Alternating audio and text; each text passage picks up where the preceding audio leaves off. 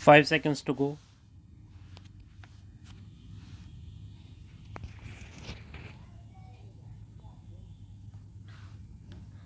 Start. I am glad to welcome you today to this conference. As you are aware, our object is to discuss problems of universities with special reference to the improvement of standards and coordination of facilities for higher education. It was my intention to call this conference in January, but on account of pressure of work, this could not be done. The problem we have met to discuss is not new, though it has acquired a new urgency after the attainment of independence. You are all aware that for the last 30 years or more, there have been persistent and at times well founded criticisms of our universities. The great increase in the number of students has been accompanied by a fall in the standard of attainment. Ill equipped and ill trained graduates have increased the number of the unemployed. Their indiscipline and lack of purpose have added to our difficulties at a time when the attainment of independence has posed great problems of reconstruction and development before the country. It was in order to examine the existing defects and make recommendations for the remodeling of university education in conformity with the needs of free India that the Radhakrishnan Commission was appointed in 1948.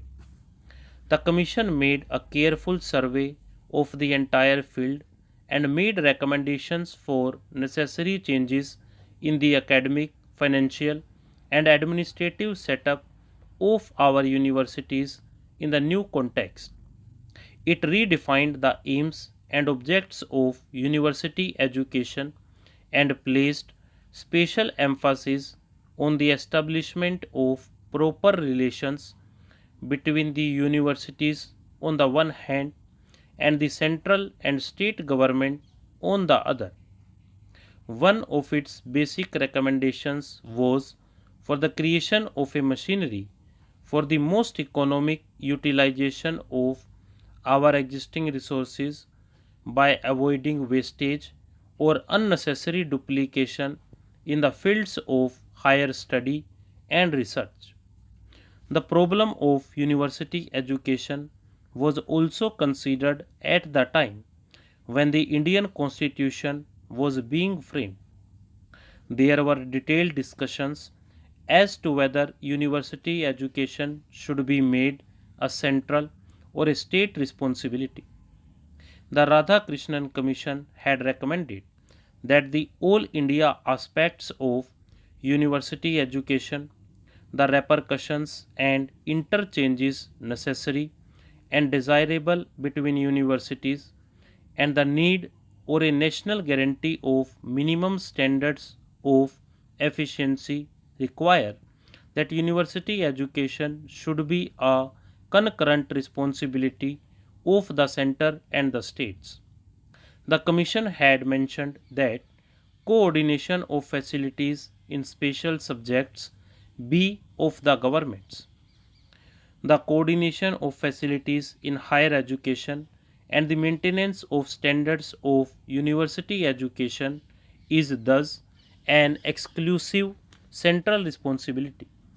This makes it necessary for the Government of India to take an immediate and direct interest in the affairs of all universities in order to ensure that the provisions of the Constitution are carried out.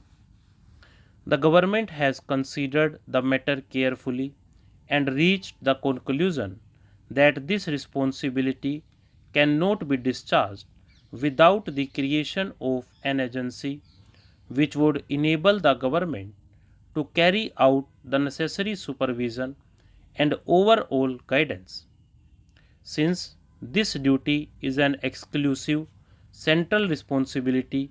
The government would have been entitled to set up for these purposes an official body composed of its own officers and nominees.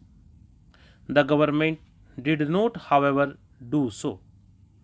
The government recognizes the value of university autonomy and desires that the necessary reforms in universities should, as far as possible, be initiated by the universities themselves.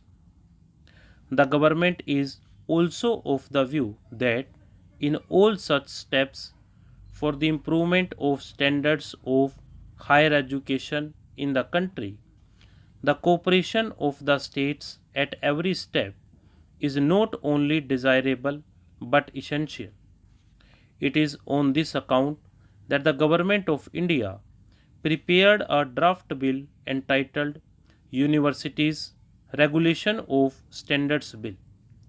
Before introducing it into Parliament, the Government of India referred it to the state governments and the universities for their advice and guidance.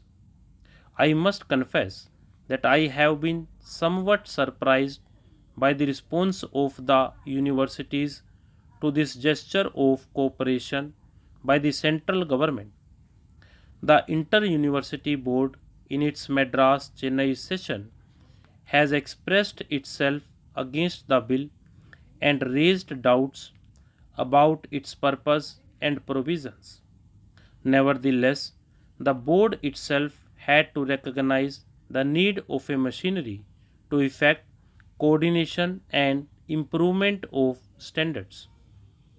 In view of this recognition, the suggestion that the draft bill indicates a desire of the Government of India to interfere with the internal autonomy of the universities is quite unfounded, and it is difficult for me to understand the grounds for such suspicion. As I have already said, the government could, if it so wished, introduce the bill without referring to the universities.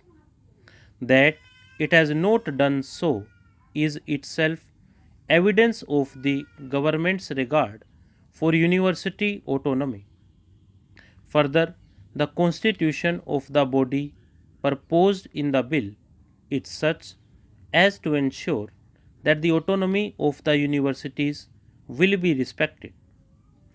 The government could have proposed the appointment of a body under its own control to look into the affairs of the universities, but instead, the government has proposed that it should be autonomous also. Stop.